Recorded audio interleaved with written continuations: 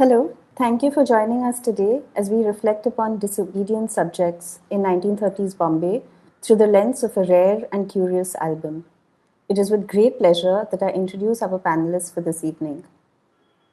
Avrati Bhatnagar is Instructor of History and International Comparative Studies at Duke University and has been appointed as Assistant Professor of History at the University of Iowa starting in fall 26. Her interdisciplinary research combines the study of image-based and textual archives to explore the political cultures of South Asia. She has previously published in the History of Photography and co-edited Photographing Civil Disobedience, Bombay 1930-31, published by the Alkazi Collection of Photography in association with Mappin Publishing in 25. Currently, Bhatnagar is working on a first book project titled Disobedient Women in a Consumer City, Picturing Swadeshi Culture in Colonial Bombay, which highlights the role of women and gender relations in shaping political consumption in 20th century India, with a particular focus on urban visual culture. Sumathi Ramaswamy is James B. Duke Distinguished Professor of History, Professor of Art, Art History and Visual Studies, and Chair of the Department of History, Duke University. She has published on language, politics, gender studies, spatial studies, and the history of cartography, visual studies, and the modern history of art, and more recently, digital humanities and the history of philanthropy in modern India. She is co-founder of Tasveer Ghar, a digital network of South Asian popular visual culture.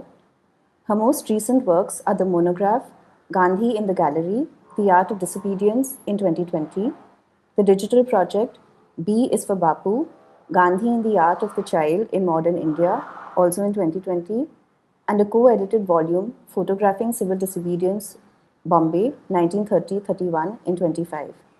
She is currently completing a new monograph titled Dying to Give, The Accidental Birth of Educational Philanthropy in Tamil India.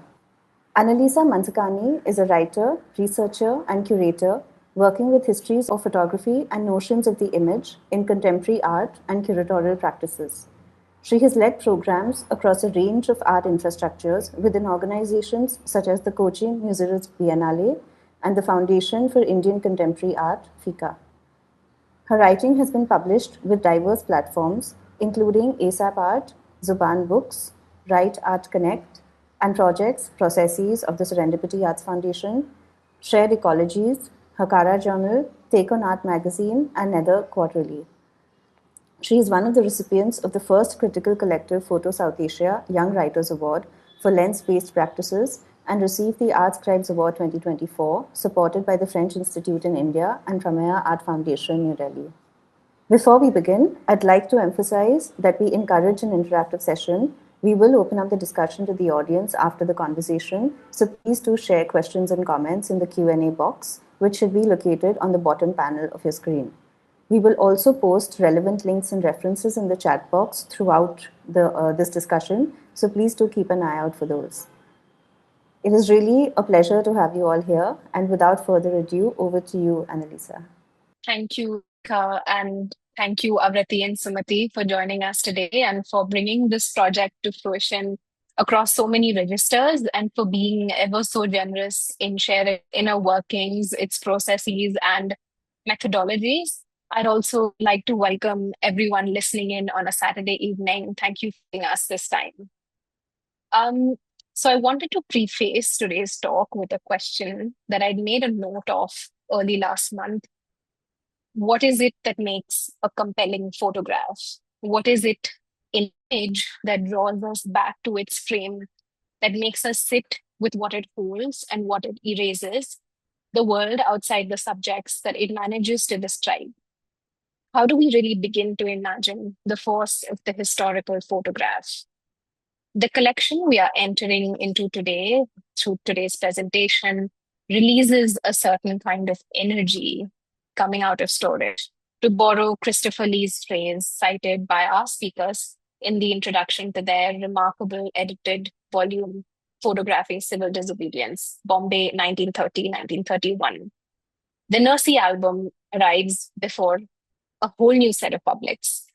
It carries with it many histories of mass action, and it brings into focus what it might mean or look like to bear witness to trace, to feel, and visualize spectatorship at a moment when that word kind of exceeds any singular phenomenon.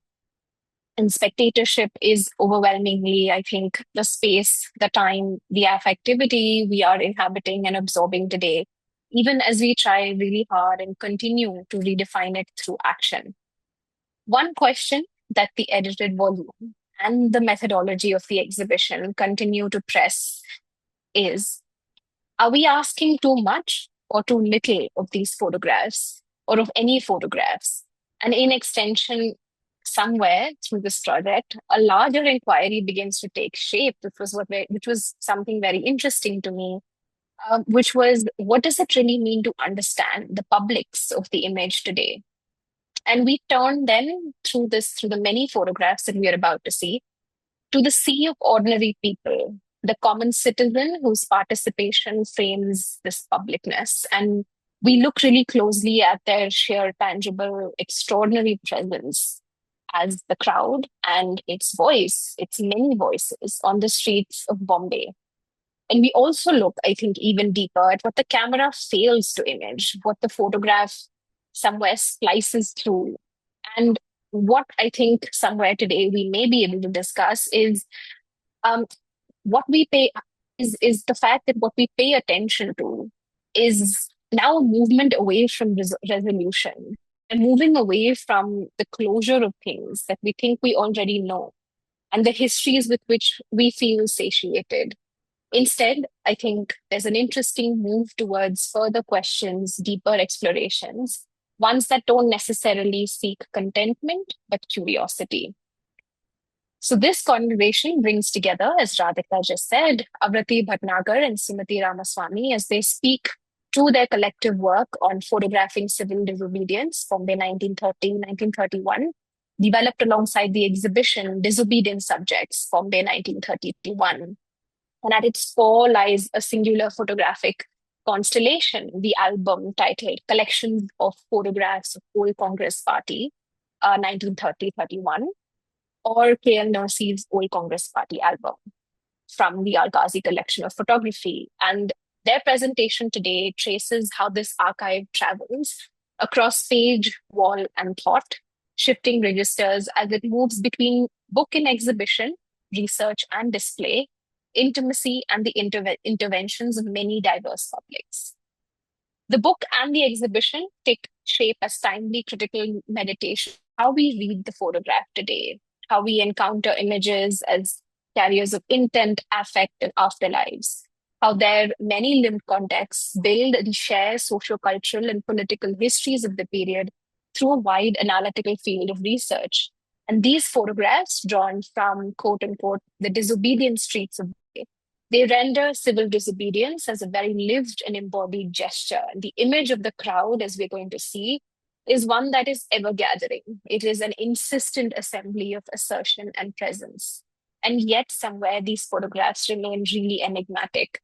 Their attributed compiler photographer hovers in a productive anonymity, and Nursey settles, unsettles conventional notions of authorship, opening the images to a more collective and somewhere maybe an unstable field of meaning.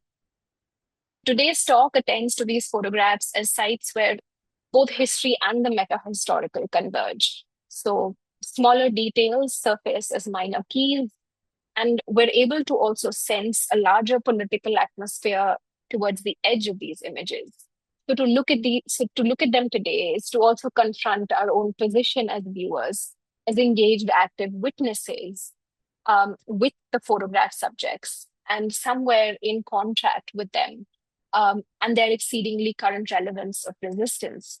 So what does it really mean to inherit these gestures of courage, and what forms of attention do they demand of us now?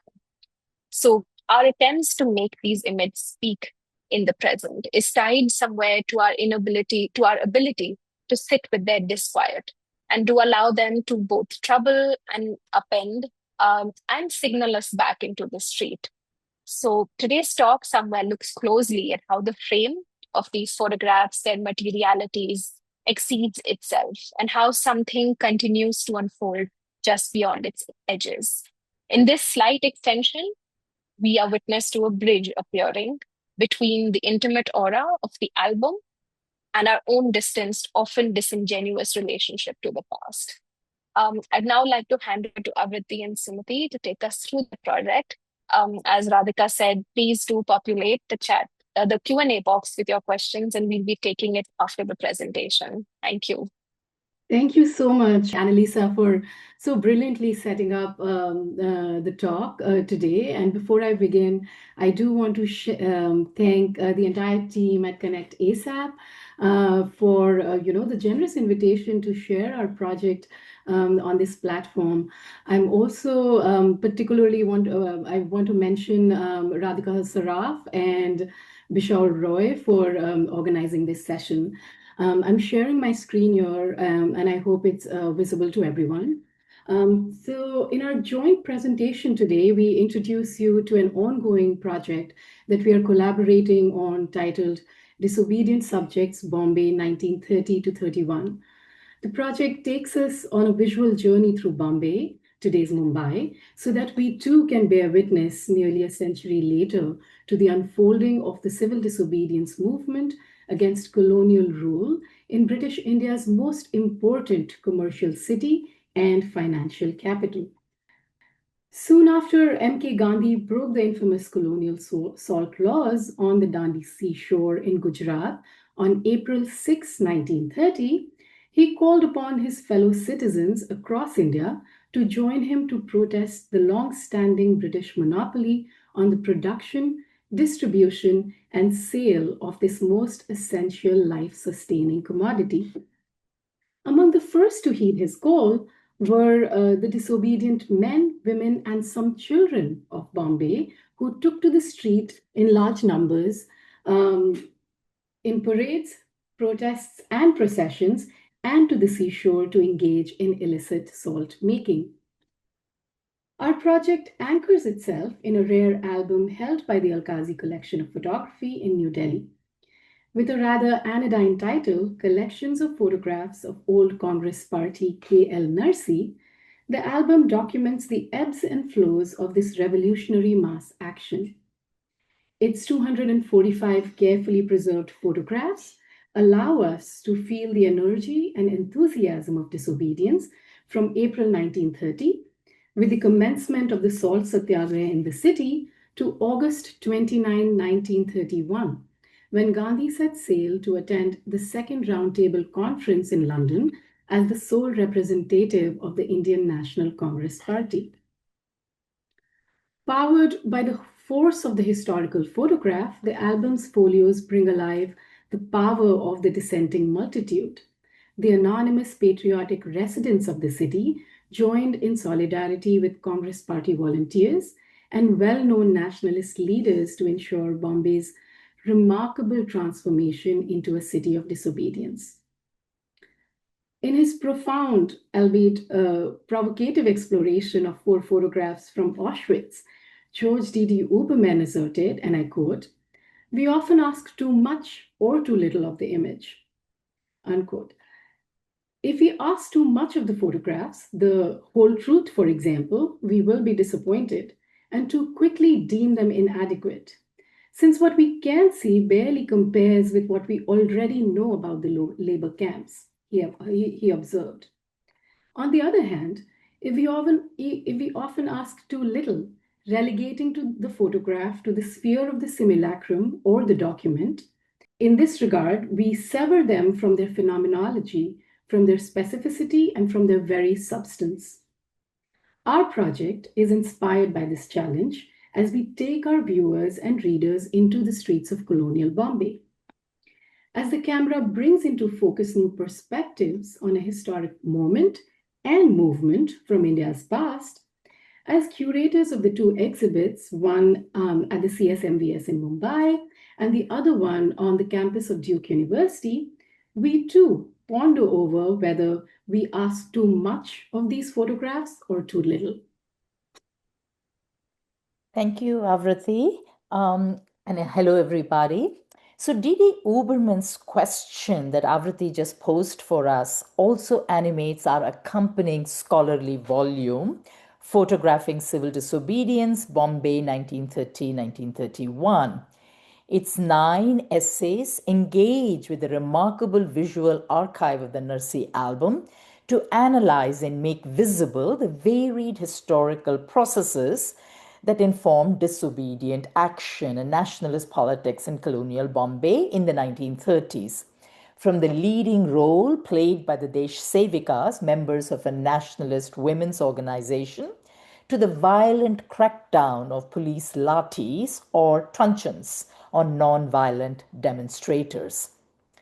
Moving the lens of analysis away from prominent leaders of the movement who descended upon the city to partake of its energy and enthusiasm, our essays instead focus on the sea of ordinary people participating in public events and turning the streets of Bombay into sites of anti-colonial and nationalist assertion as captured on camera. We have consciously chosen to position the Nursey album as an archive of disobedience, which visually counters photographs published in the dominant pro-imperial news media of those times, such as the Times of India or the Illustrated London News, even as we know that some of the photographs from this collection are also published by these very outlets. The album may be even seen as a counter-archive, the product of the disobedient camera that intentionally sought out anti-colonial subjects in action, offering nonviolent resistance, peacefully but conscientiously challenging the might of the world's biggest imperial power. As such, each photograph in the album is an inscription of sheer presence on the streets of Bombay, possibly of a terrifying moment experienced when confronting the might of empire, but also for sure performances of disobedience. At the same time, every photograph is also, to invoke the photography theorist Siegfried Kracauer, a first draft of history, holding open the potential tensions of the draft. As such, we dwell over the course of our volume on the many ambiguities and recalcitrances and the silences and absences that inevitably accompany first drafts.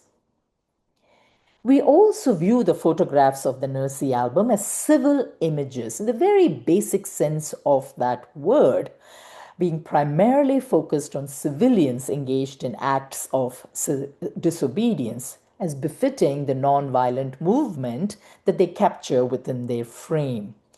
In fact, many of the men, women, and children of these times are guaranteed a historical existence only because of these photographs. Even though we may never know their names or apprehend anything else about them, their faces gaze out at us with a presence and a liveliness with which we are able to connect almost a century later. As such, the Nursey album is precious patrimony that arrives in our midst in the present with all the complications that inevitably accompanies such an inheritance. As we have been reminded by Christopher Lee, and I note that Annalisa too invoked him, quote, when photographs come out of storage, it is as if energy is released.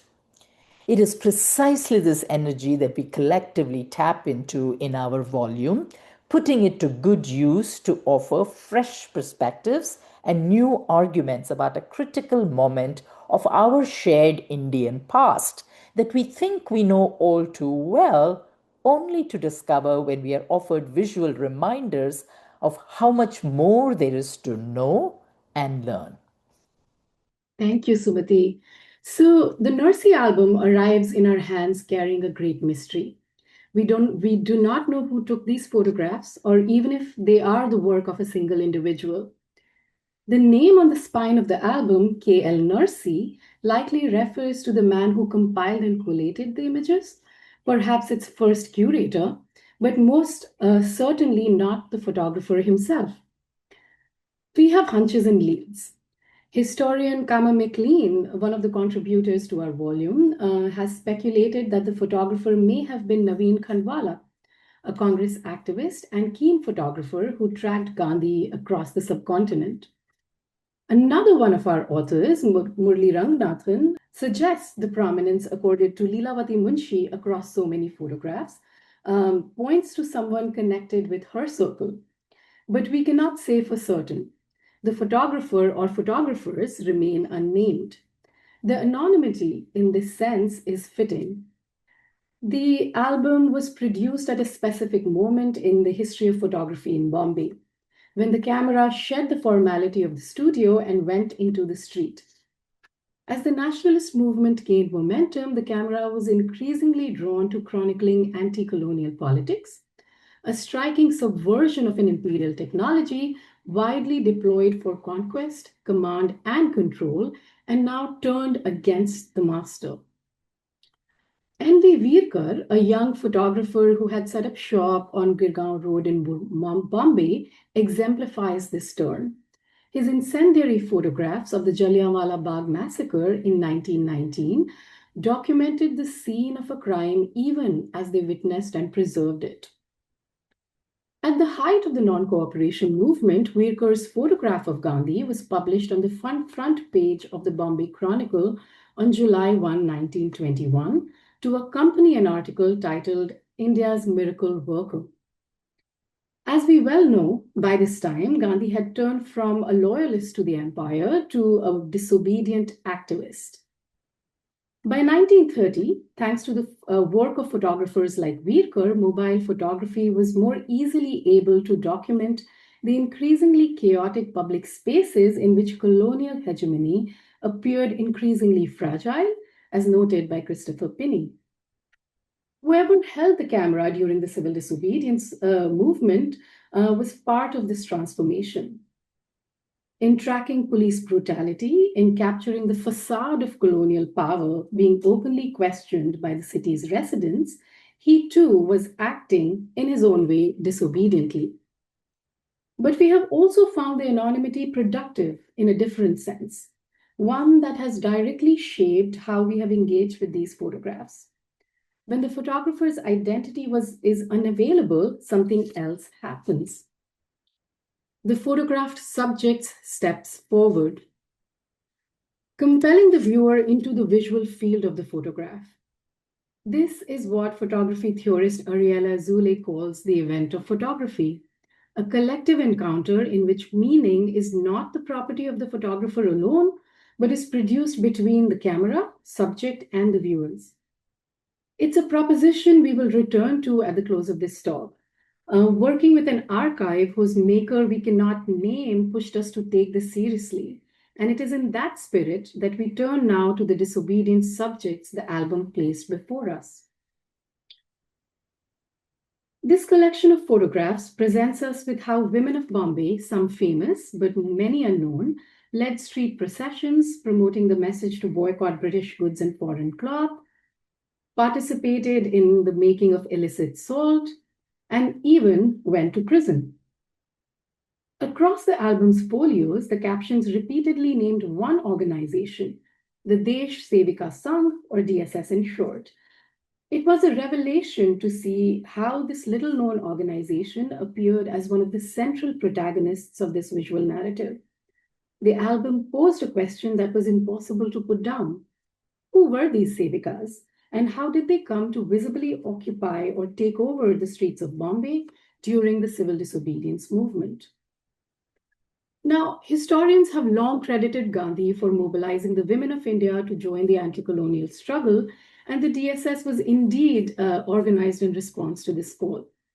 The album enables us to visualize this argument about Gandhian feminism.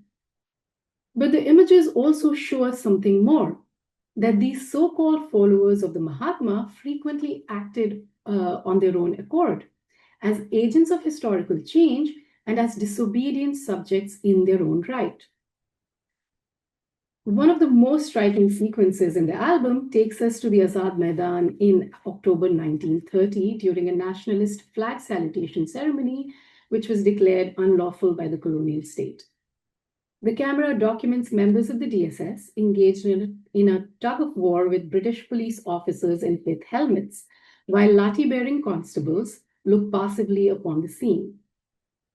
No longer docile bystanders, but active resistors, these women assumed roles of leadership and confrontation, claiming a space for themselves on the public stage that went well beyond what Gandhi had envisioned for them.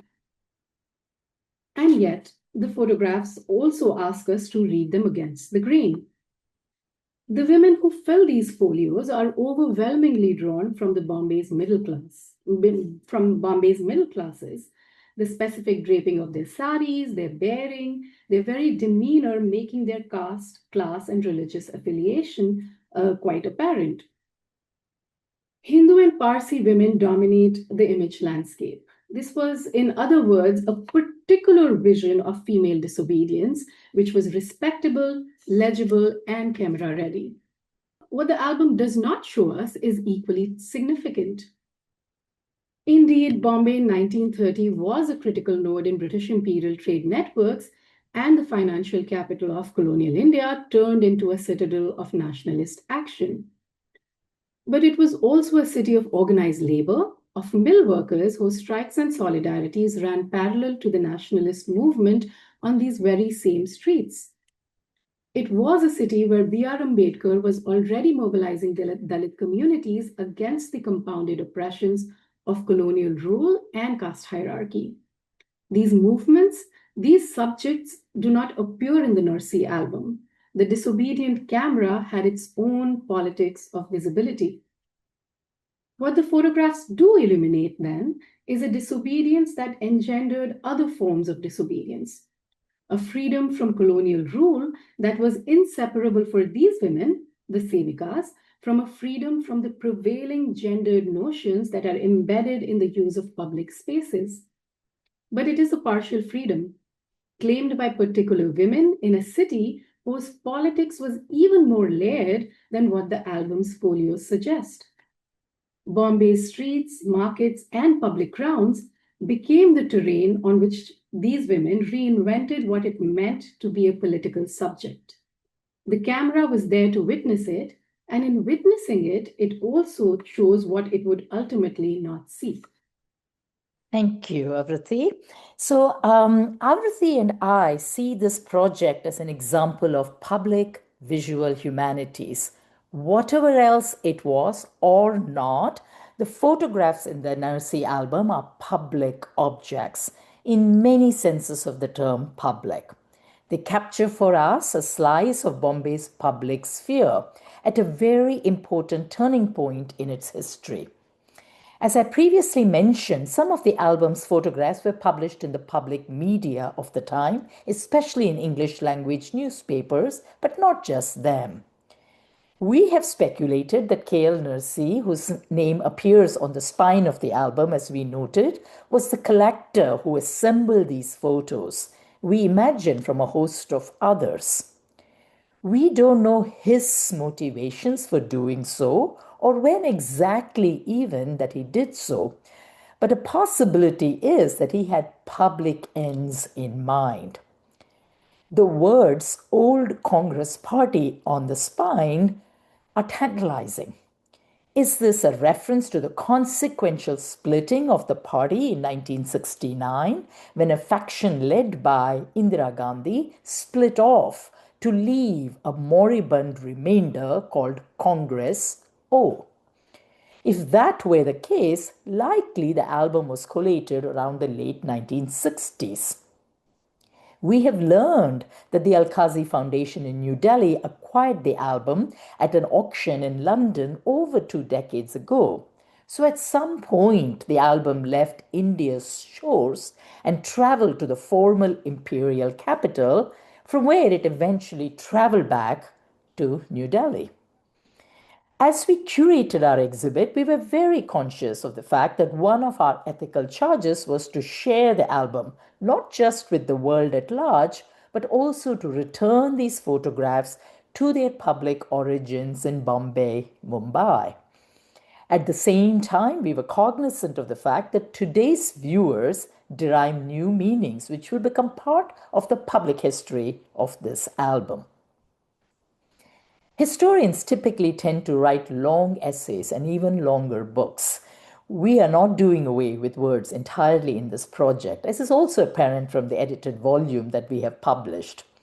But as we have conceptualized our essays, we led with the image and saw which other images the particular image is in visual dialogue with.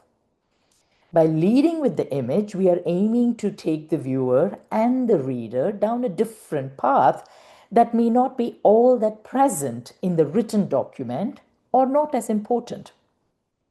The camera brings into view that which catches its eye, so to speak.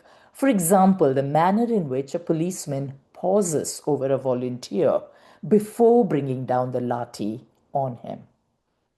In undertaking such a public visual humanities project, rooted in curation as historical method, we are not necessarily proposing that the image is sovereign or autonomous.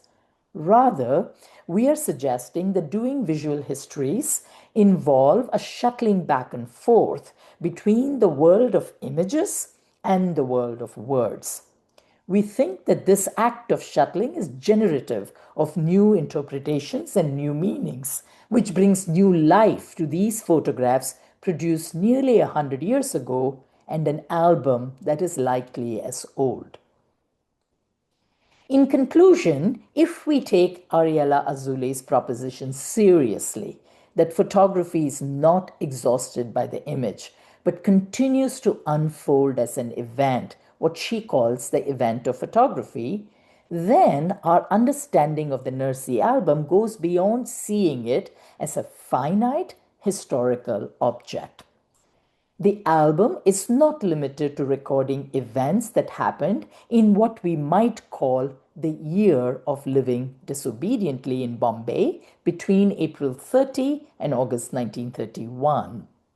Rather, the events stretch across the moment of exposure, the act of compilation of the photographs, their reappearance in archives, their restaging in exhibitions, their reframing in a book, and crucially, their renewed activation in virtual spaces like this one. In this sense, today's discussion on ASAP is not an afterlife of the Nursey album, but part of its ongoing event. Azule's concept of the civil contract of photography asks us to shift attention away from sovereign authorship, whether of the photographer, which in this case remains unknown, the colonial state, or even historians like Avrati and me. Photography for Azule is constituted by at least 4 participants: the camera, the photographer, the photograph subject, and notably the viewer. What matters is not simply what the image shows, but how these participants are bound together in a shared field of responsibility. To look at a photograph in this formulation is to enter into a civil relation with those who appear within it. The Nursey album asks different things of us depending on where and how we encounter it. In the colonial archive, it may have functioned to stabilize a regime of surveillance and control, or it might have fueled nationalist zeal. We cannot say for sure. In the exhibition space, it invites a slower, more public form of looking, one that foregrounds gender, spatiality, and forms of urban descent, as we have sought to encourage through our act of curation. In the book, the album is recontextualized and argued with, without being sealed into a single authoritative reading. What this perspective ultimately refuses is the idea that photography can be resolved ethically, politically, or analytically, and offer definitive answers once and for all. The Nursey album does not yield a single truth, nor does it belong wholly and only to India's colonial past, though, of course, importantly, it does that too. Instead, it continues to demand forms of civil imagination, ways of seeing that acknowledge uneven citizenship, history, and shared responsibility without collapsing difference or claiming moral closure. If the photographs of the album still unsettle us or provoke us, it is because its event is not over. It is because each new act of viewing, including in this short presentation, renews the contract that photography asks us to enter again and again. Thank you so much for listening to us. Thank you, Avrati and Sumathi, for that incredibly wonderfully detailed presentation. I think going through the beats of each image, and I think each element that you had so carefully read and put together, there's a lot to sit with here. And while I delve into my questions, I do invite everybody to put in their thoughts, comments, questions in the Q&A box, because we really look forward to what is hopefully an enriching discussion.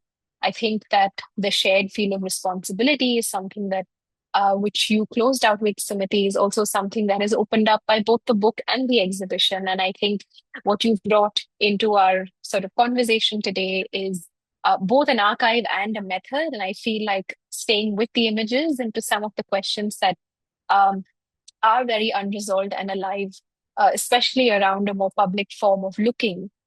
So to start right off the bat with a question that I'm just going to table for the both of you. Um, an image in Devashri Mukherjee's essay in the book, which was captioned "A Boycott Procession in the Market Area circa 1930-31," has these very interesting circled sections that reveal shadowy figures at the edge of the rally, and they're described as spectators on the verge of being swept into the political space of the procession. And for me, this caption and its very evocative wording was what drew my attention to most immediately. Also, the gorgeous double spread of the image itself. And it drew my attention to what tends to lie at the threshold of resistance, the histories that we see, and then those that lie sometimes quite silently, but very pertinently in relation to the frame of the photograph and the larger world. So I wanted to ask, how is it that how do we bring into conversation that which remains outside the image? And I ask this both as a methodological and an ontological question. Also, I think somewhere a little more directly in relation to, say, something like caste, given that the historical proximity of these images, say, to the Pune Pact. How might we read such elisions within these images? What modes of existence would they have? Within the archive or only ever at its edges? And given that the show opened in Mumbai at CSMVS, what does it mean to then ask these questions today in a city and a country where political and social life continues to be deeply structured by caste? So I'm very curious to know about your critical methods, the ways in which you possibly delved into reading these absences alongside or in addition to what is shown. Thank you so much, Annalisa. This is such a rich question. And I think there are different ways in which, and at different registers at which I can address this question. And you're absolutely right. It is about the image, but also a methodological question. It's about the album, but also a larger method through which, both Sumathi and I engage with images, but particularly this collection. So I would first address this question of what remains outside the frame and how do you bring it in? Because that is a question that I sit with a lot.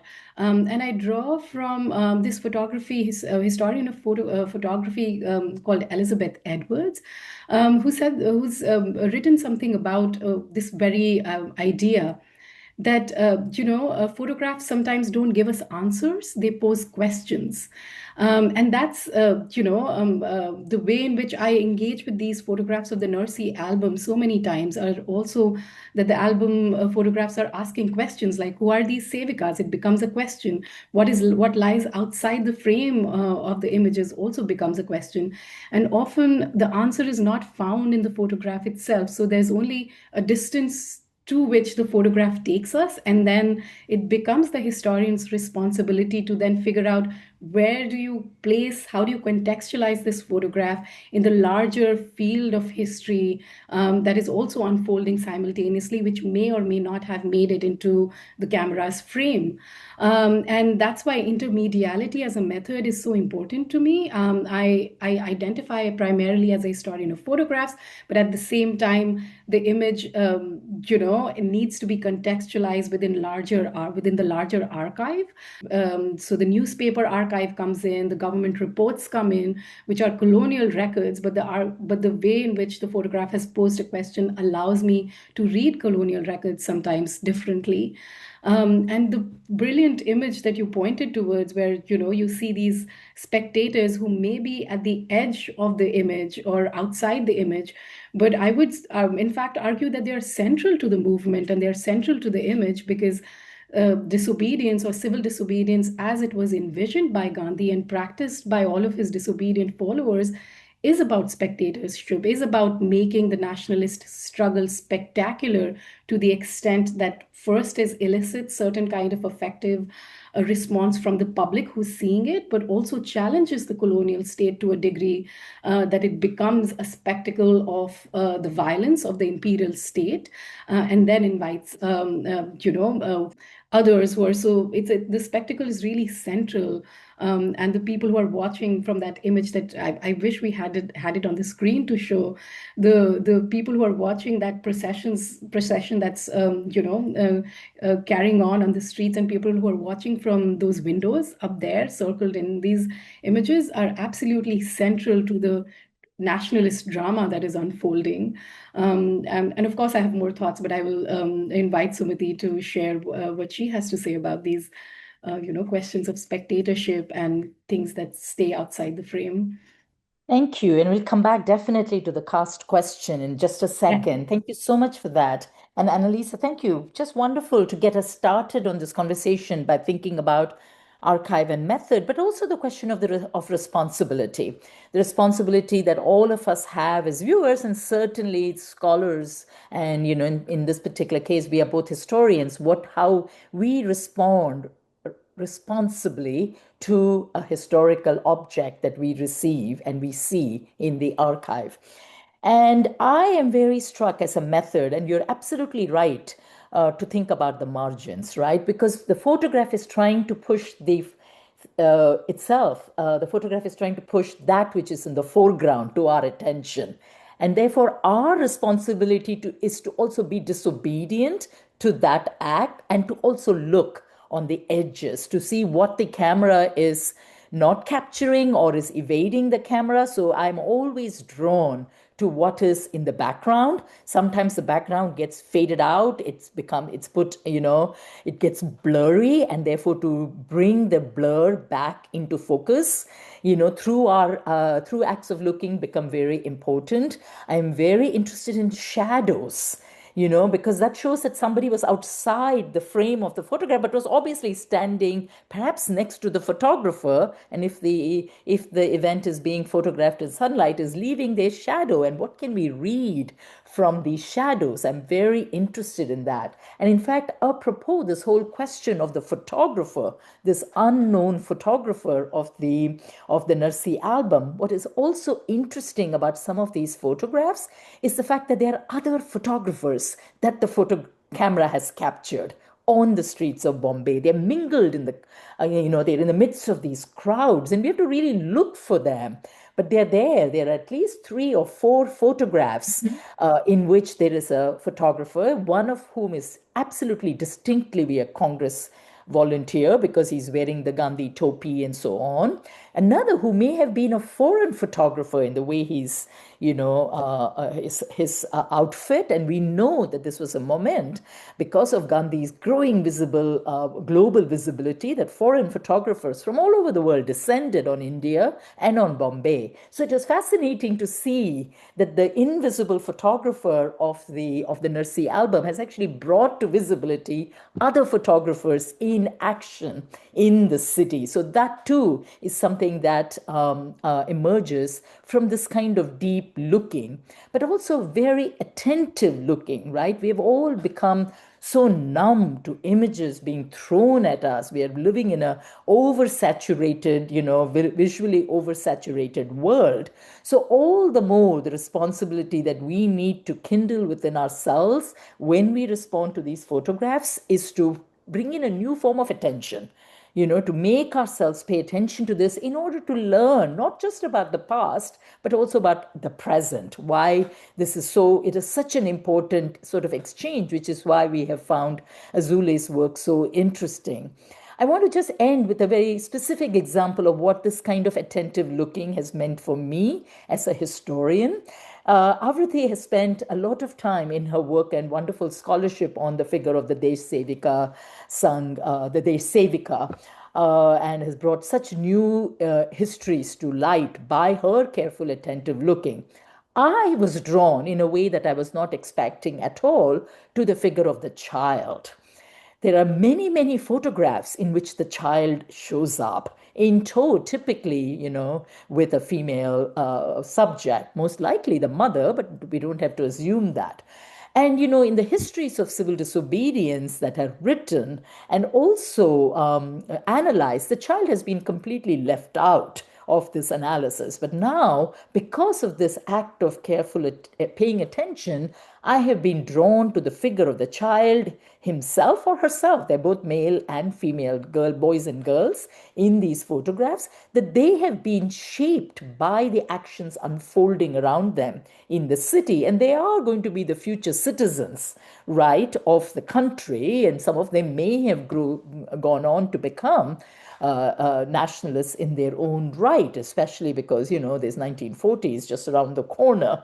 So there's a lot, and there's many, many more things to say about these photographs, including we don't even have to think about a political subject. We are focused, of course, on politics and ethics and so on, but we don't have to only use these photographs for writing political histories. For example, if you're interested in the history of the automobile, which is, such a nascent subject, we have hardly even begun to look at this as a subject in Indian historiography. There are so many different vehicles on the streets of Bombay that these photographs reveal to us. So once again, to conclude, I want to emphasize this act of attentive looking and staying with the image and continuing to see what that exchange between my interest as a scholar or as a historian or as a viewer and what I see before me, what are the new kinds of possibilities that are yielded, right? So it's sort of the abundance, in a sense, of this archive that is worth thinking about as well. Avrati, do you want to take on the cast question since you've written quite a bit about it? Yeah. Yes, thank you. Very quickly, because you're absolutely right, Annalisa. So one of the things that is also about spectatorship and who's seeing and who's doing the viewing in these images, but also about other social movements that are also unfolding. So when the street becomes a spectacle, the street has always been a site of spectacle in India, and that's something that really comes through in a very specific way in the album. And if you only stick with and because I teach courses on modern India, and some of my students have no idea about India, so they're completely new to the subject, but they bring in a lot of curiosity. And I always tell them, if you look at this, if you're interested in 1930s India, urban India, and thinking about Mumbai in particular, or colonial Bombay in particular, and you look at this visual narrative that you have here, you get a very overwhelming argument about this transformation of the imperial city into the nationalist city, which in itself is a strong argument to say that, anti-colonial publics, and then you can make, write books about it, as we have done. But then the impression of colonial Bombay as a nationalist city is, as we know, an incomplete impression, right? Because the streets have always been a site of spectacle, and the streets are literally sites of tensions at this moment, not just between the colonial state and nationalists, but also other parallel social movements. So there is, of course, the Pune Pact is right around the corner. So, there is a mobilization of Dalit communities already on its way, already taking place in Bombay, but elsewhere in colonial India. But also it's a working class city. So, and the largest mill workers strike has already happened back in 1928. Of that time period has already happened in 1928. So the streets are extremely politicized, and already there's a certain emergence of a specific kind of political subject. And is that political subject always a nationalist subject? Not really, because even in my research, I found this very interesting insight where there's, Kamala Devi Chattopadhyay, she's leading this flag salutation ceremony, and she wants to unfurl the nationalist flag, and then she suddenly turns around, and this is her own account, so it's quite dramatically told, and she turns around and she sees these groups of men and women marching with a red flag, and we know that the red flag is the communist flag, and then she says we could not have let that happen because this is a nationalist meeting and we had a specific agenda. So there was a flag tug of war between flags, not between the colonial state and the nationalist volunteers, as we saw in this one image that I brought up during the presentation. But there is a tug of war between supporters of the Communist Party and the Nationalist Party. So all those tensions are not present in the image, but then the image did pose the question and invited us to learn more about this moment in this specific site called the Azad Maidan.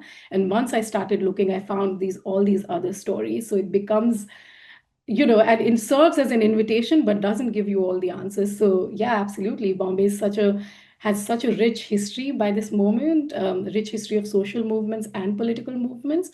And those tensions kind of the image sort of the photographer certainly leaves out, and something for us to think about and probably talk a little more about in the discussion. And also, if I can just quickly add, let's also forget that Bombay was also a Muslim city. Lots and lots of Muslims, right? And this was Jinnah's city. And we have been fascinated with the fact that, we can always guess in the large sea of crowds and try to figure out, who might be a Muslim subject who's part of it. But the only sort of focused photograph in the album is one that shows a Muslim procession. I mean, the caption says that, a Mohammedan procession, if I'm not mistaken, in Dongri. And we had conducted a seminar here at Duke a few months ago, and the wonderful Bombay historian of Mumbai today, Prashant Kidambi, actually focused on this photograph in particular to think about the absent Muslim in this period, in the album, even though Muslim activism, some of it was, of course, Congress nationalists, some of it was contributing, as you very well know, to Muslim nationalism. This is the decade in which it is really consolidating itself.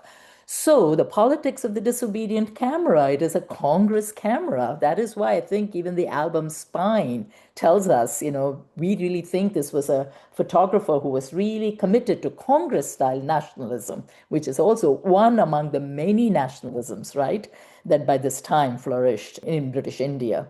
So I also wanted to add that to the conversation. Thank you. I think the ways in which a lot of the readings have, and I think your individual sort of modes of attention have really kind of opened up the very diffused everyday textures of the political, even in moments, I think, interestingly, moments of fragmentation and dissensus within how resistance is formulated. So I was also curious to kind of push this further and think a little bit more about the organization of resistance and even sometimes it's institutionalization and how we might somewhere situate a formation or a space such as the Desh Sevika Sangh within this visual field. And Avrati, as you know, been in conversation about this, worked extensively on this topic, and it would be really interesting to know more about the forms of critique or wider contextualizations that become necessary when we have to look closely at a space such as the DSS. How did you, both of you, in fact, read both its force and its constraints of, say, its narrow social base, of its strategies, of certain, say, gender norms that it was also coming into question with, but also challenging? I'm just really curious because this becomes such an important visual, both in the album and as a conversational point. I wanted to know a little bit more about your ways of also reading this larger spatiality that the DSS occupies. Yeah, thank you, Annalisa. Yeah, DSS is such a complex organization. And the more that I learn about it through this research, it's just been very fascinating to, trace this question of who were the Sevikas. And you put it really well. It's a force, but there are also so many constraints, and the way in which these women are navigating. So I don't want to idolize them and say that, they are doing something exemplary, and yet there are so many ways in which their participation is limited, and yet they're pushing against certain, notions of obedience with their form, the kind of disobedience that they're practicing, both towards the colonial state, but also these norms of gendered ways in which you're supposed to behave in public spaces. To give a little bit of historical contextualization, the Desh Sevika Sangh is a very new organization in 1930.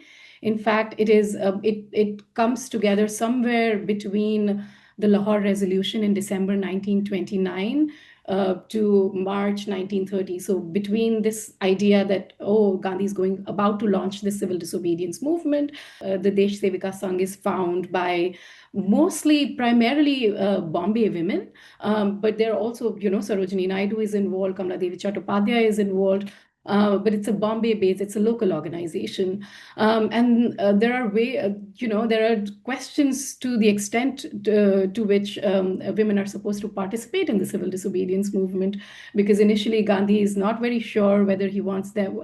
He's very certain that he doesn't want women to march with him on this, grand Dandi march that he's about to, undertake. But he's also entirely not sure what the role of women should be. He wants women to participate, but not. And he says that, what women should be doing is that they should go door to door and convince other women to stop consuming foreign cloth and just turn to khadi. That's the role of women. They're very good at sacrifice, and that's what they should be doing. They should be sacrificing their consumer kind of, their consumer lifestyle. These urban Bombay women who are too used to buying fancy Manchester saris or Japanese silk, they should tone down and switch to khadi. That's what women should be doing. But then women, that's not enough for them. They want to be participating in direct action. If there's a march happening, they want to be a part of it. I have ambitions of even leading it.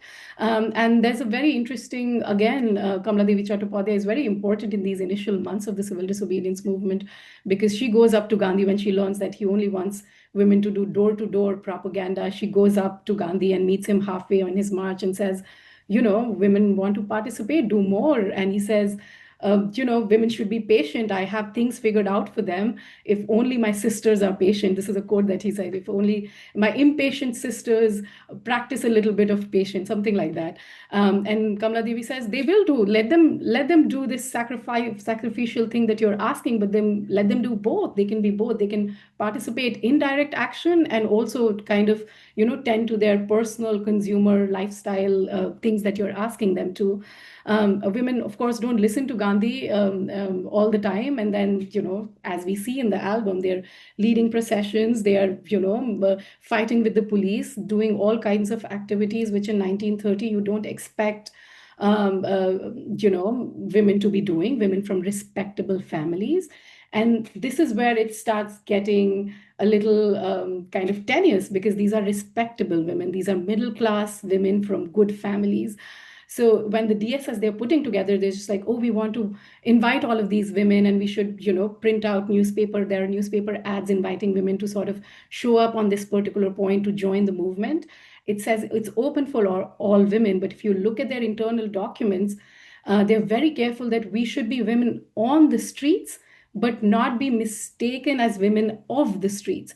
So all the time, while they have a certain kind of vision for womanhood in India, but it's a very kind of limited vision for certain kind of women who are respectable, that they have to make this distinction between, we don't want to be identified as lowly women, women who are usually occupying the streets, who roam around the streets. We are not those women, and we have to, everything that we do during this movement, we have to distinguish ourselves and maintain that distinct respectability of often Hindu middle class sensibility that they carry with themselves on the street. So they're complicated figures. They have political ambitions, and it's very admirable what they're doing, the way in which they're pushing back against certain kind of gendered norms, but at the same time they are sort of stepping back when it comes to this class hierarchy.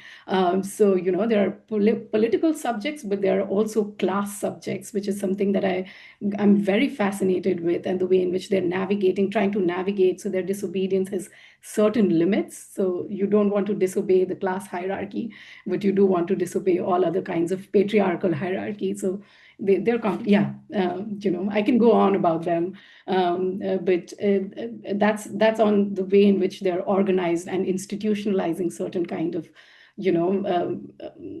overlapping social relations of caste, class, and national identity.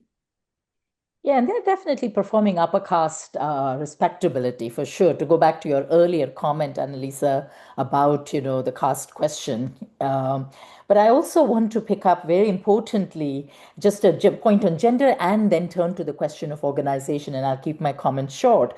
There are the photographs show little gestures of disobedience that these women perform vis-a-vis the Gandhian expectation of them. So we flash through the photograph of Sarojini Naidu, I think, right?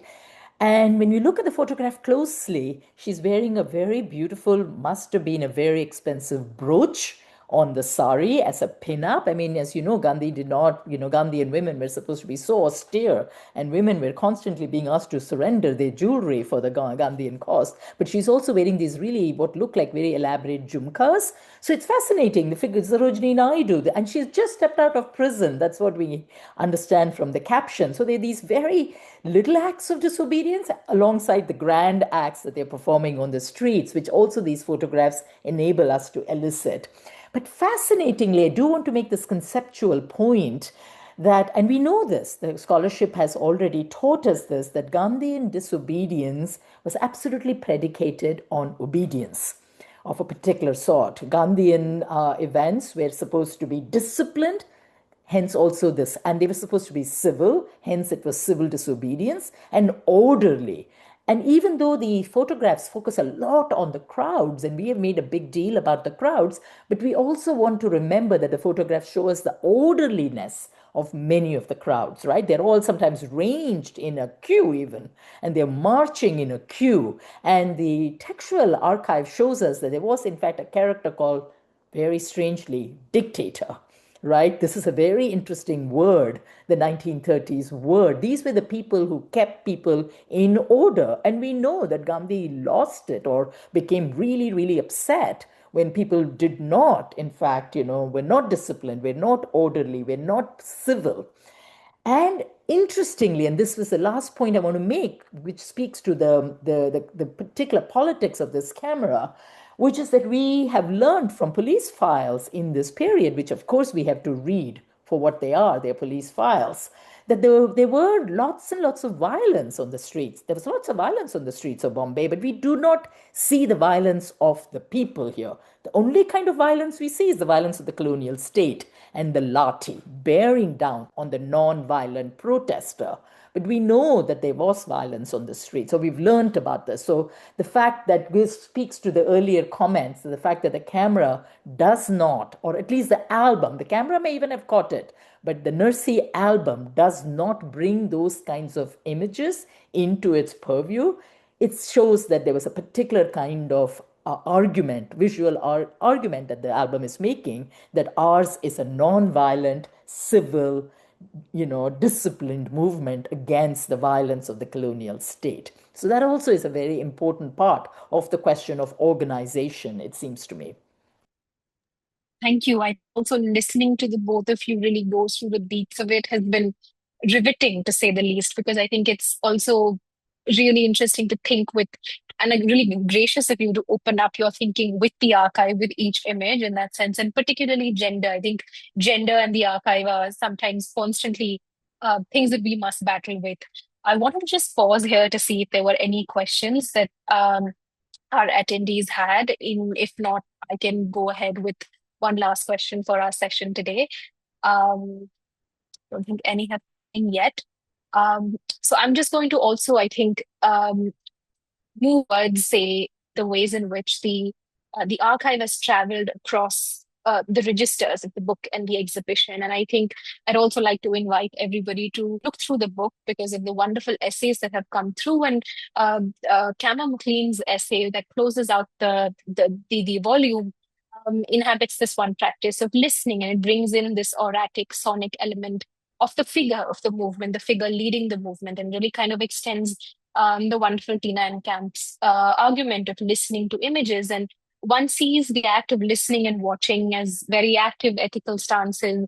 Um, and we're almost, at least I felt very invited into the fray as a reader, viewer, witness. I think for you, for both of you, I wanted to know what were key sort of translations of this vocabulary of listening and watching that came across for the two of you across curating and editing? Because I do know that these would be very separate spaces that you would have occupied yet overlapping.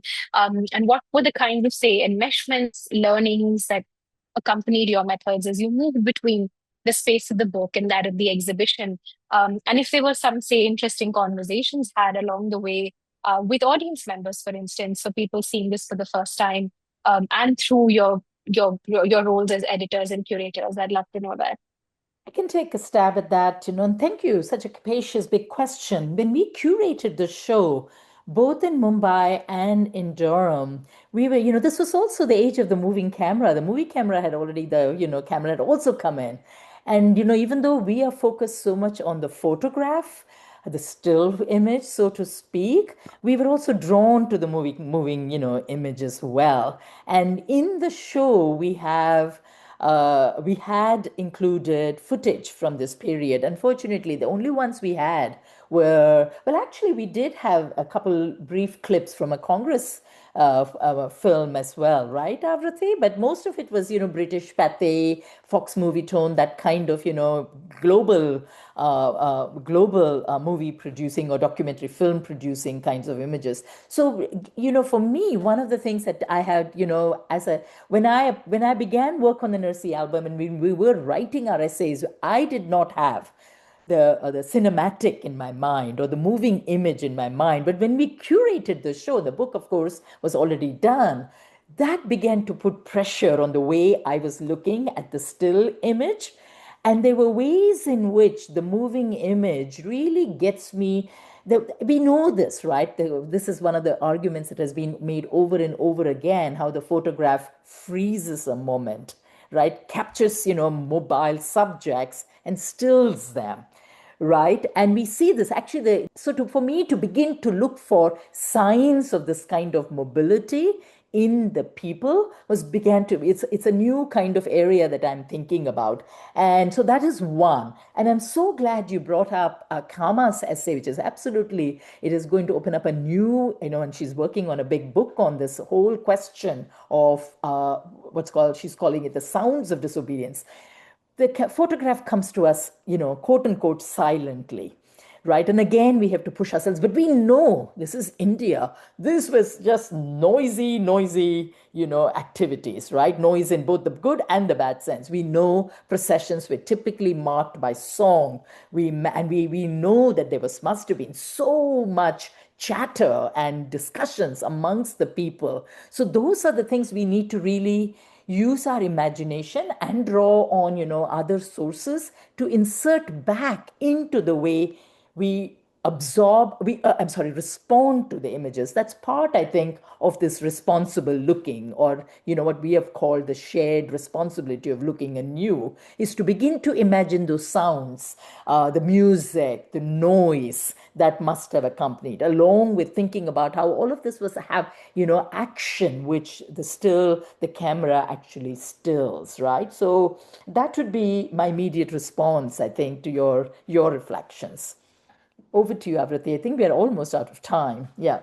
Thank you, Sumathi. Yeah, very quickly, there's so many things come to mind because it's just been such a learning experience for us, not just like working on the image, but once we've released the force of the photograph, so to speak, out into the public, and the kind of conversations that we've had with people who visited the album or heard from, visited the exhibition, I'm sorry, and what we've heard from them. But I want to sort of like talk about it, the curated space, the exhibition itself, or the book, of course, as a site of pedagogy, because it's been just amazing to have people who've come to look at the album, look at the exhibition, look at the album photographs, and the way in which they've learned something from this image. And I call it a site of pedagogy because there's a lot of pedagogy happening in the photographs themselves, right?